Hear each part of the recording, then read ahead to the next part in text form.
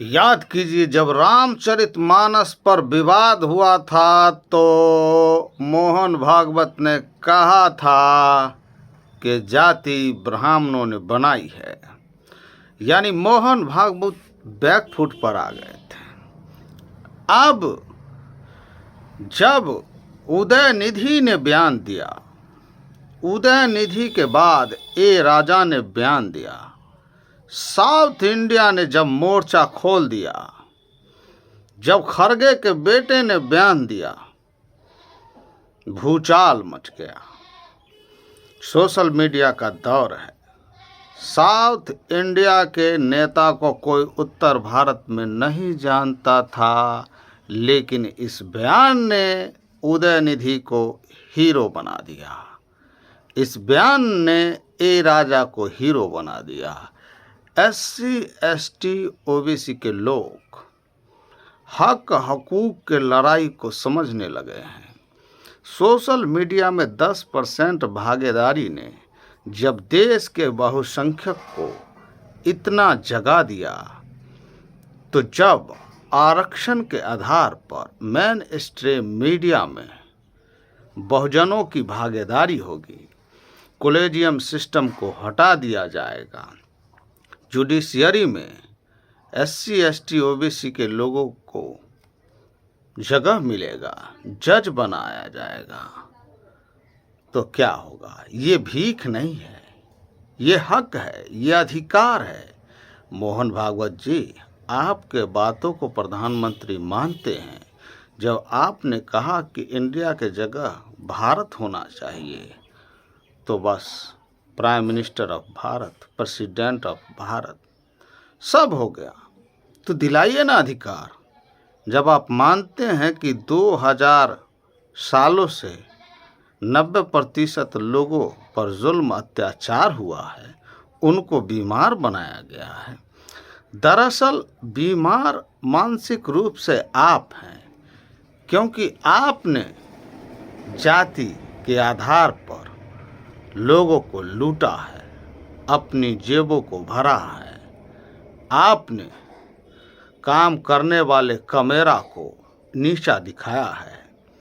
ये कैसा धर्म है जो पैदा होते ही कोई सबसे ऊंचा हो जाता है और पैदा होते ही कोई सबसे नीचा हो जाता है? कर्म के आधार पर ऊंच नीच, या फिर पैदा होने के साथ ऊंच नीच। डर सबको लगता है, गला सबका सूखता है। हार को सामने देखकर मोहन भागवत जिस तरह से रंग बदल रहे हैं, ये बताता है कि अगर आप जाग जाएंगे तो फिर क्या हाल इनका होगा। चित्पावन ब्राह्मण RSS का जब भी प्रमुख बना है, ये चित्पावन ब्राह्मण ही क्यों बना है? स्टालिन ने अपने राज्य में, पेरियार की धरती है तमिलनाडु, पुजारी तक का नियुक्ति परीक्षा के आधार पर, कंपटीशन के आधार पर कर दिया है। जाति कोई हो, लेकिन अगर वो निपुण हो तो उसे पुजारी बनाया जाएगा।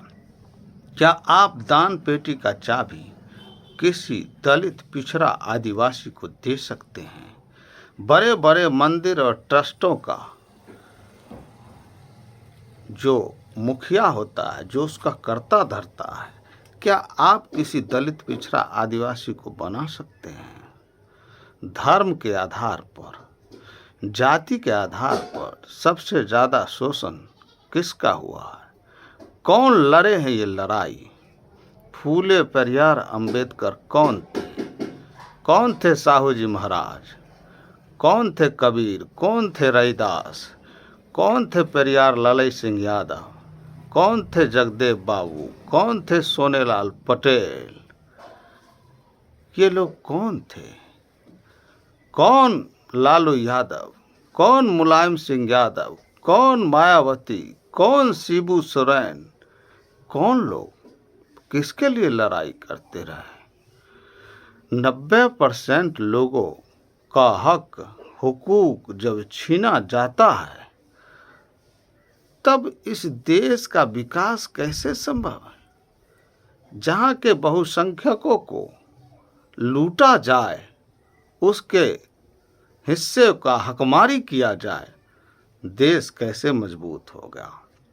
गांव गांव, शहर शहर, जिला जिला, प्रखंड प्रखंड, पंचायत पंचायत तक के लोग अगर जागना शुरू हो जाएंगे तो मोहन भागवत इसी तरह घबराने लगेंगे। मोहन भागवत जी, अगर आपका मानना है कि 2000 सालों से 90% लोगों पर अत्याचार हुआ है, कमेरा लोगों पर अत्याचार हुआ है, तो दिलाइए अधिकार। आप ही के पूर्व मंत्री किरण रिजिजू ने कहा कॉलेजियम सिस्टम खत्म होना चाहिए। उपराष्ट्रपति जगदीप धनखड़ ने कहा कॉलेजियम सिस्टम समाप्त होना चाहिए। द्रौपदी मुर्मू ने कहा कॉलेजियम सिस्टम समाप्त होना चाहिए। तो बनाइए जज बहुसंख्यकों को, जो उसका हिस्सा है वही मात्र दे दीजिए। 90% हिस्सा है, 90% भागीदारी दे दीजिए। IIT में, IIM में, जितने भी हिंदुस्तान के 7 पावर सेंटर है, सब में भागीदारी दे दीजिए। मीडिया में भागीदारी दे दीजिए, ब्यूरोक्रेसी में भागीदारी दे दीजिए, जुडिशियरी में भागी दे दीजिए, कॉलेज यूनिवर्सिटी में भागीदारी दे दीजिए, क्रिकेट में, फिल्म में, बिजनेस में दीजिए न भागीदारी। प्राइवेट सेक्टर तक आरक्षण का जो प्रावधान बाबा साहब भीमराव अंबेडकर ने बीमारी को समाप्त करने का जो तरीका बताया था, वो तरीका लागू करवाइए ना। ओबीसी प्रधानमंत्री को बताइए। आपने 2014 के भीषण जीत के बाद कहा था बिहार में कि आरक्षण पर फिर से पुनर्विचार करना होगा। लालू यादव नीतीश की जोड़ी ने आपको हरा दिया था। आप बहुसंख्यकों का हक मारते हैं, मंदिर मस्जिद की बात करते हैं।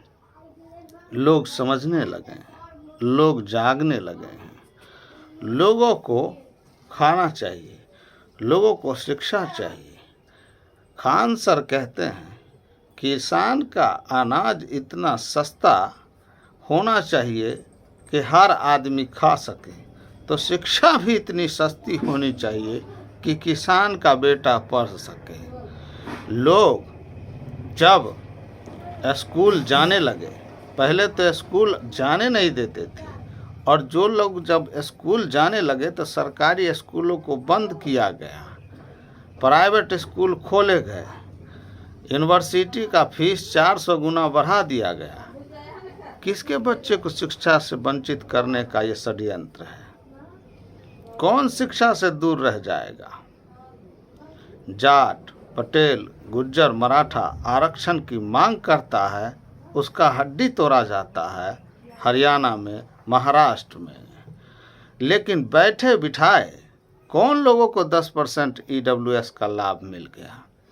EWS का लाभ 10%, जनसंख्या 3%, नौकरी में 519 पद पर पुलिस भर्ती में दिल्ली में कौन लोग चले गए? और जो बहुसंख्यक है वो 514 पद पर कैसे रह गए? क्यों नहीं बाई चांसलर कोई ओबीसी है? क्यों नहीं बड़े बड़े पोस्ट पर कोई ओबीसी है? क्यों IIT के स्टूडेंट को दिल्ली में इतना प्रताड़ित किया गया कि वो फांसी लगा गया? कब तक पायल तन्वी, कब तक रोहित वेमुला, कब तक कार्ति भील अपनी कुर्बानी देते रहेगा?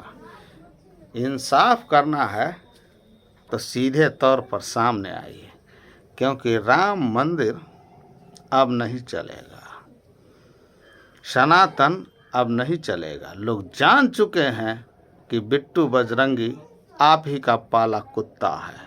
लोग जान चुके हैं कि मोनू मानेसर आप ही का पाला कुत्ता है।